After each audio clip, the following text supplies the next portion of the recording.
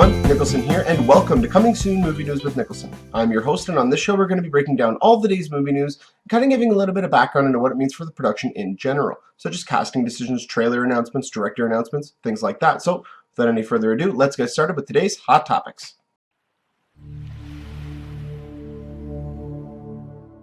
And the first topic we have to talk about today is the first full-length trailer for Sin City: A Dame to Kill For has been released. A few months ago we got a teaser trailer for it, which a lot of people, the problem that I had with it was more so the reaction to the initial trailer. A lot of people were underwhelmed by it, but I find that it was very tactical in what it was doing, because the original trailer that came out for this, a lot of people have been complaining that it looked like it was just unused footage from the first one. But my opinion on that is that that was their decision to do that, to remind people who were fans of this series, who have been looking forward to the sequel, to say, hey, listen, it's coming. We're not deviating from what you're used to. It is going to be very similar to the first one, but obviously a new story, updated graphics and stuff like that.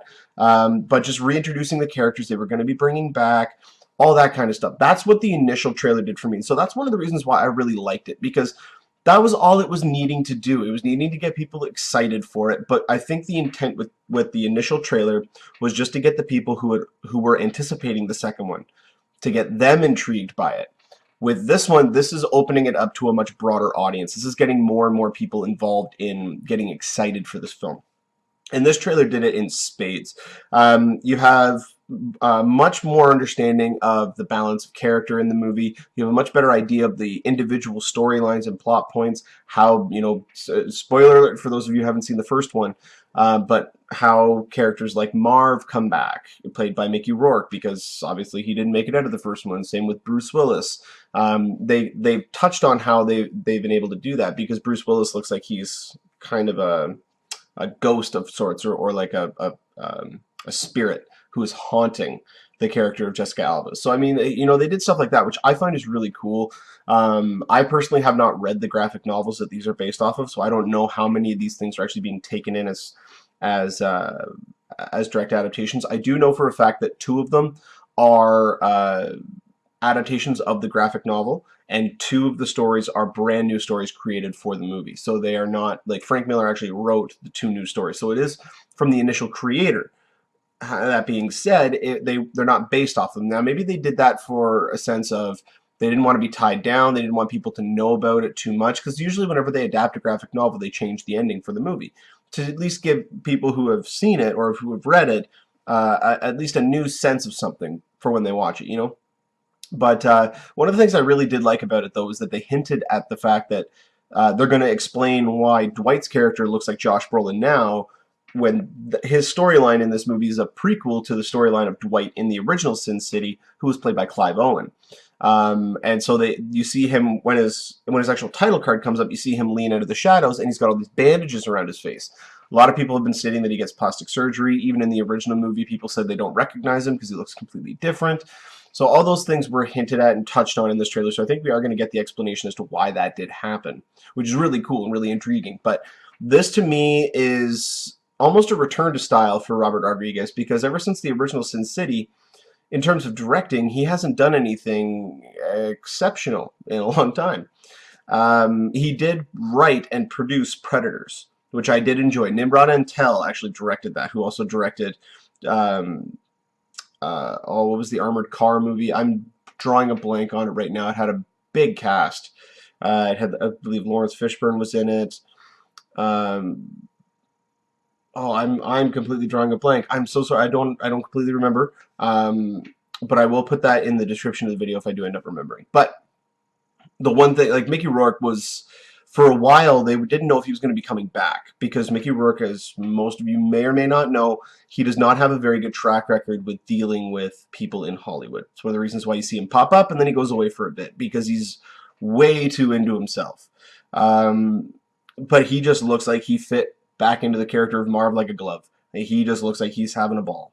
So I'm really excited about this movie. This trailer really did it in for me, and from what I've read online and from what I've talked to a couple people about, it's really turned them around on the film as well. So this trailer really did do the job that it needed to do, and it really hints at a much more escalated sense of action in the film, which I'm really looking forward to as well. Once we get more information about this, I'll definitely update you on here, but it does open up this August. And the next topic we have to talk about today is, this one's really intriguing. This one's got a lot of weight behind it. Whether or not it's actually going to be legitimate is another story. But DC has a lineup for their movies. We are aware of that. We know they have a strategy. We know that it is going to differ in a sense to what they're doing with Marvel. They're not going to do each individual movie and then have them team up together. They're probably going to do it the opposite, or an amalgamation of the two. Well, this rumored timeline that came out could spill the beans on what they're attempting to do. So I'll give you the breakdown of what this means, and this is very ambitious if they are doing this, because Marvel up until this point has only been able to do 2 films a year. These guys are looking to do 3 and in close proximity to each other. So here we go. So it's going to start off with Batman v Superman: Dawn of Justice in 2016. They're then going to follow that up with a Shazam movie in July 2016. They're then following that up with Sandman, starring Joseph Gordon-Levitt, in December 2016. We already know that movie is happening. We just haven't heard any official timeline or whether or not it's going to fit within this universe. And we still don't even know if this is actual. We don't know if that movie is going to fit in with their cinematic universe. We don't know if all of those movies are going to be tied together. But we're going to get more information soon. So the one after Sandman, which is Christmas 2016, we're then going to get Justice League in May of 2017, Wonder Woman in July of 2017, and then a Flash Green Lantern team-up film at Christmas, December 2017. Then we're getting Man of Steel 2 in May of 2018. So the actual sequel, which a lot of people assumed what Batman vs. Superman was going to be, will be actually in 2018. So we still got a few years to wait. Now, this is really ambitious for a few reasons. One, we have Batman and Superman being introduced in Dawn of Justice. We have Wonder Woman after Justice League. We have Flash and Green Lantern after Justice League. The rumored lineup for Batman vs. Superman, at least the most likely lineup, which is the original one, is Batman, Superman, Wonder Woman, Flash, and Green Lantern. So having 3 of the 5 Justice League members not having their own movie before Justice League is risky at best, because unless they forego the origin story altogether and just introduce these characters as such, then it could work. They could get around that. The general movie-going audience is not going to really understand certain characters, or at least where they come from, what their powers are, if they're magic, if they're from space, if they're an alien race, this, that, the other thing, all that kind of stuff. The thing that really intrigues me about this is no solo Batman film, at least in this timeline. That to me is really odd. Now, it could be that Batman is going to take more of a supervisor role to the whole Justice League, that he may appear in certain movies, but they could also be thinking that, hey, listen, we've done Batman literally to death. There were 7 Batman live action films since the 80s. 7. That's a lot. We're now going to be getting an 8th version in Batman vs. Superman: Dawn of Justice, a 9th version in Justice League, well, the same version, but another iteration of that character. So that'll be 9 times in 30 years, actually less than 30 years. So that's once every 3 years, if you go on an average time scale, that we've had a Batman in theaters. I mean, the info comes from a reliable source. The source is Nikki Fink. And Nikki Fink has always been, she's got her hands in so many different places when it comes to getting information. No pun intended. I did not mean anything. Get your minds out of the gutter. But the rumor is that this timeline is going to be unveiled at Comic-Con, which is not even a month and a half away. So, I mean, we don't have to wait too long to see whether or not this is actually going to be legitimate, whether or not this is going to be official. We're probably going to find out at Comic-Con. They're going to unveil the new DC Universe logo. They're going to unveil all the titles and the release dates. Now, they did that last year when they announced the new movie and the release date coming out in July of 2015, and then 7 months later, they backtracked on that. So I'm hoping that this is true because this is so ambitious that I almost want to see it happen. I want to see it really succeed because DC has been playing catch up. Now, it could be the fact that, the slow and steady wins the race. So you take your time, you see what everybody else is doing, what they're doing right, what they're doing wrong, and then mining all of that to make the perfect cinematic universe. They could be doing something like that, which is intriguing. But again, the rumored list is Batman v Superman: Dawn of Justice, May 2016. Shazam, who is Captain Marvel. He's basically a kid who says Shazam and he turns into a giant superhero. That's the one that The Rock is actually rumored to be involved with. Then we have Sandman, who basically can pop in, and it's kind of like a good version of Freddy Krueger, which is kind of cool. He can go in and out of dreams, and he fights them. He basically fights someone like Freddy Krueger, someone who goes into dreams to try to kill people. So that movie is really intriguing, and seeing Joseph Gordon-Levitt tackle that type of a character is going to be really cool. Then we have the almighty Justice League coming out in May 2017. That, I mean, just speaks for itself. You're going to have Batman, Superman, we know Wonder Woman, we're assuming Flash and Green Lantern. Cyborg's rearing his head in Batman v Superman, so he may be involved. There's also rumors of Aquaman. John Jones could be coming in, Martian Manhunter, for those of you who don't know. So it's really intriguing. But then after Justice League, we have Wonder Woman's solo film. Then we have the Flash Green Lantern team-up film, which I actually think that's a really cool idea, to do another team-up like they did Batman and Superman. Now they're doing Flash and Green Lantern, because those two are two that can really be juxtaposed with their powers, which I think is really cool. And that's going to be coming out in December 2017. Then finally we're going to be getting Man of Steel 2. Now, Man of Steel 2, the one thing I want them to do, I want them to mine Superman's rogues gallery and get us a great villain. I think by that time, with us having Superman and then Batman vs. Superman and then Justice League, Man of Steel 2 could be the introduction to Doomsday. Either Doomsday or Darkseid. I would like to see Darkseid be in a Justice League movie because that's something that the entire team would need to take down. Maybe that's going to be the villain in Justice League. We don't know yet.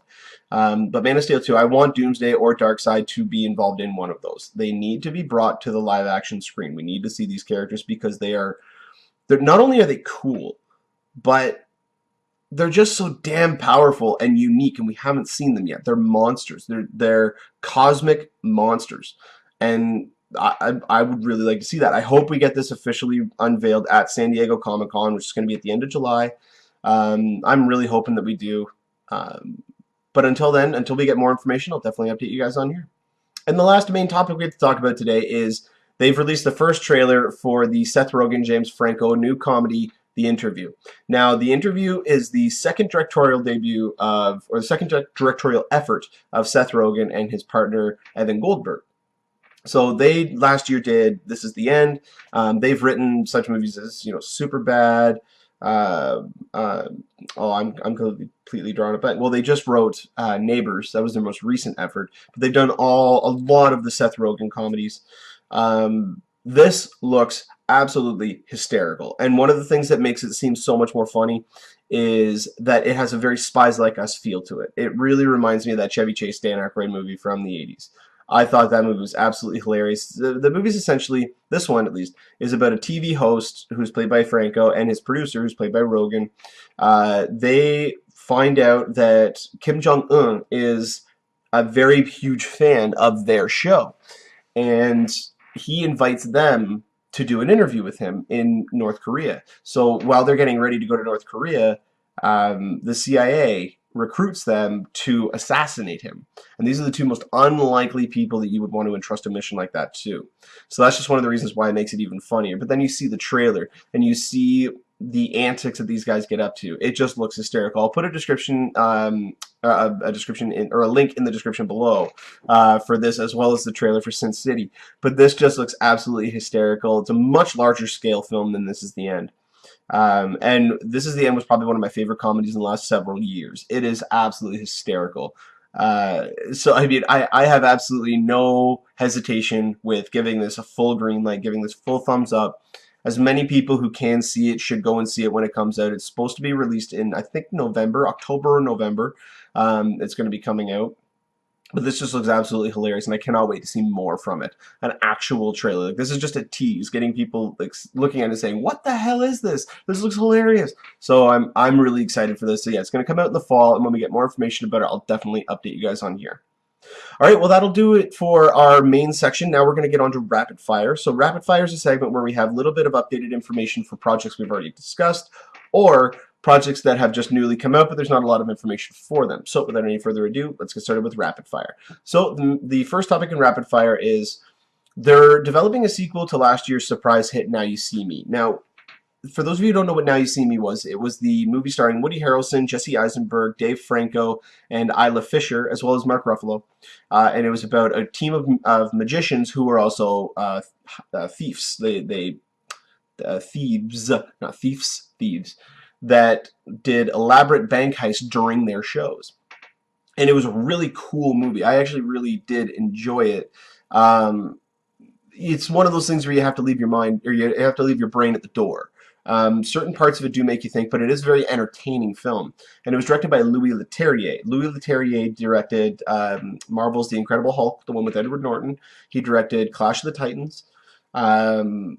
He directed Transporter 2.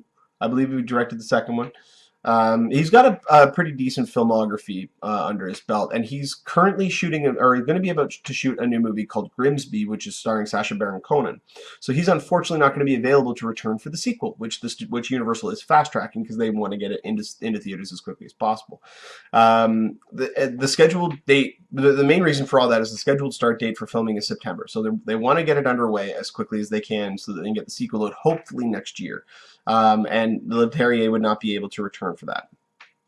All the cast members are signed on for a sequel. They're all back. The thing that gets me, first off, they're looking for John M. Chu, the director of G.I. Joe Retaliation, which is his only good directorial effort, at least in my opinion. He also directed the Justin Bieber stand-up concerts. He directed a couple of the Step Up movies. But this is what really gets me. This is some of the competition that's coming out in the summer of 2015. Avengers Age of Ultron, Jurassic World, Terminator Genesis, Fantastic Four, Ant-Man, Ted 2, Assassin's Creed, Bourne Legacy 2, or that's an unknown title at this point, Tomorrowland, which is a new George Clooney movie directed by Brad Bird. That's going to be a big event film. Those are just some of the movies that are opening up in just the summer of 2015, let alone in the spring and in the fall, as well as Christmas. I mean, hello, we got Mission Impossible 5 and Star Wars opening up in December alone.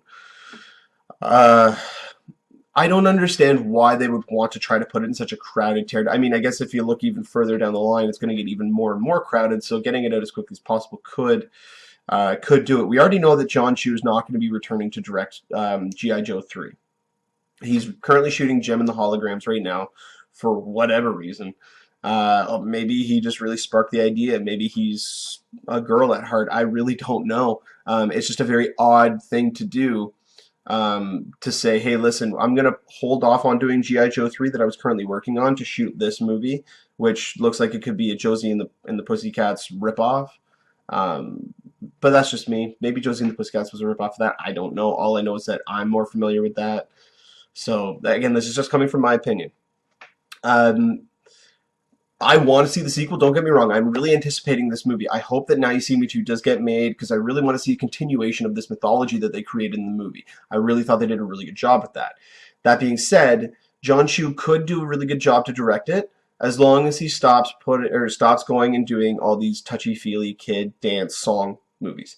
My personal opinion is that when a director comes out, if a director does a certain type of movie and then goes and does another type of movie that's completely different, and then they try to go back, they've lost a little bit of what they've been trying to do with that film. They've lost a little bit of their style, their edge, because they've now adapted this new one. Like a director doing a hardcore action film or a really gritty psychological thriller and then going and doing a musical. You know, it generally, now there's always the exception, but it generally just does not work. And so him coming in, doing a movie like Step Up, and then the Justin Bieber concert, and then G.I. Joe 2, and then Jem and the Holograms, and then Now You See Me 2, I don't know. I haven't seen enough of John Chu yet outside of dance films to really give him a chance. To really see him actually direct actors who can act. That's what I mean about giving him a chance. Because when you deal with Step Up, no, they're not actors. They're dancers. They are not actors. So therefore, they just any acting they do, we are going to go out the door. Like it's very wooden, very stiff, almost like they are reading from a teleprompter. So no, and that's partially fault of the director. It's fault of the actor, don't get me wrong, but it's partially fault of the director for not being able to get that performance out of them, to find what motivations they need, to find out what they need in order to be able to bring that new person to life. Not just being yourself and reading lines or memorizing lines and knowing how a conversation is going to go. It's developing a character and developing mannerisms, developing different speech patterns, maybe even a different voice. You know, I mean, I just personally find that he may not be the right guy to do that. But that's just me, only because I haven't seen enough from him yet. But I am really looking forward to this film, so I hope it does come out right. And I hope we do get an announcement on this soon, because I really want to see this movie as quickly as possible. And the last topic we have to talk about today is one that I kind of guessed that this might happen.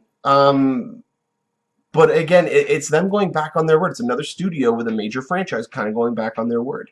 And Sony is potentially, again, this is a rumor. This is not official at all.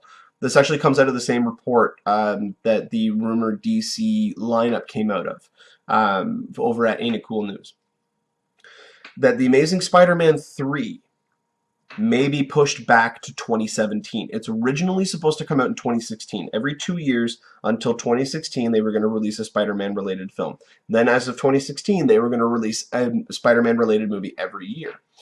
Well, Amazing Spider-Man 3 may be pushed back to 2017 in lieu of the response of Amazing Spider-Man 2. For those of you who saw my review and have heard me talk about it, you know that I was less than impressed by the film.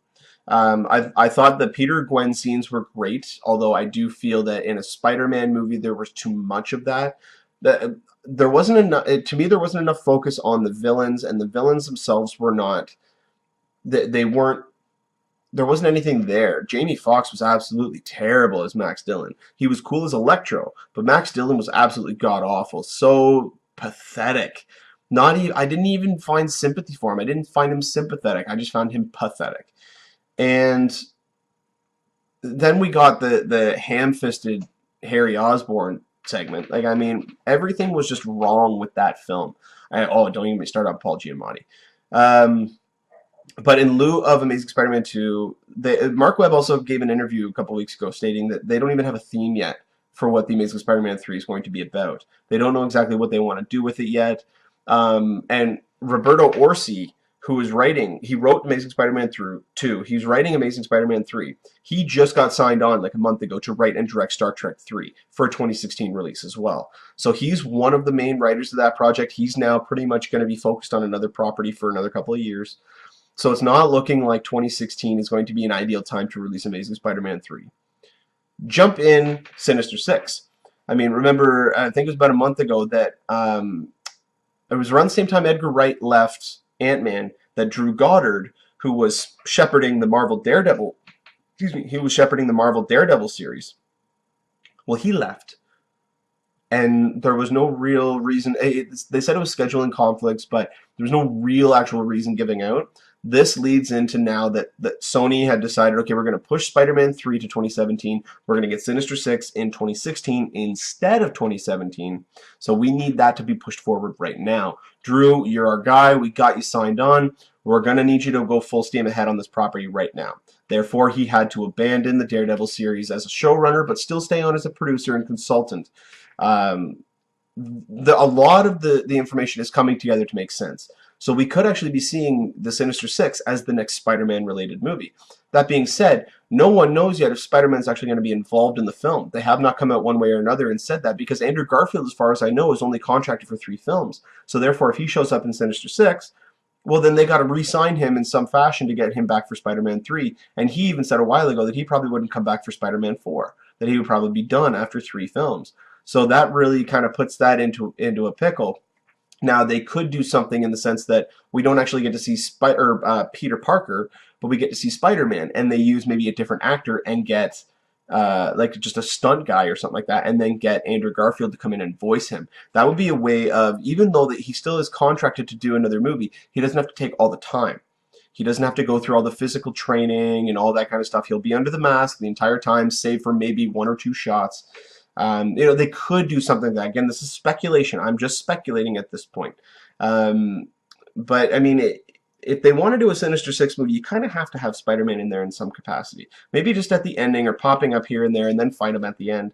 But they did say it was going to be a tale of redemption, which most likely means if they're doing Sinister Six first and then doing Venom after that, I could see them actually doing Venom being a part of the Sinister Six and becoming that redemption character. The one character that sees these guys as, oh, these are just maniacs, you know, and Venom for the most part is an anti-hero. He has been a good guy in the past. He's actually currently working with the Guardians of the Galaxy in the comics. Don't ask me how, and that's also not going to happen. You're not getting Spider-Man and Marvel crossing paths. It's really interesting. There was also a report that came out that Sinister Six could be gearing up for a January 2015 start date, which would put it in line for 2016 to be released. That would also say why Drew Goddard had to leave. Again, this could all be unveiled at Comic-Con. A lot of this stuff will probably be confirmed at Comic-Con, or at least WonderCon. Oh no, we already had WonderCon. Some of the things involving Marvel themselves, like Marvel Actual, or Marvel Prime, as I like to call them, will probably be unveiled either at Comic-Con or at D23 in the fall. So, would I want Spider-Man 3 to be pushed back to 2017 if it's going to fix the problem in Amazing Spider-Man 2 or what was created in that to try to fix it? Yes, I do want them to push it off. It would give them more time to develop that. You could develop more of the villain stories in a movie like Sinister Six. They don't need to kill off all the characters. You don't need to have 2 left or 1 left. You can have maybe 1 die and then have the rest of a couple of them be arrested and then a couple of them get away and then have them come back, or 2 at a time or something like that in the future movies. There's a lot of different paths that they can take, but seeing how Amazing Spider-Man 2 was reacted to, they are taking a step back and kind of going, okay, what can we do to try to fix this? So when we get more information about Spider-Man 3, I'll definitely update you guys on here. Alright, well that'll do it for us here on Coming Soon Movie News with Niklsun. Thank you so much for watching. You guys have been a great audience. And don't forget to click subscribe in the bottom corner. You can get updates whenever I post a new video. You can also find me on Twitter at Niklsun, Niklsun, for all of your movie updates. You can also visit us on our website at movienewswithniklsun.ca, where you can submit any questions or topics that you would have or that you would like to have answered on the show. We will answer those on every Friday episode with the review. So without any further ado, this has been Niklsun. Thank you so much for watching, and you guys enjoy the rest of your day. Take care.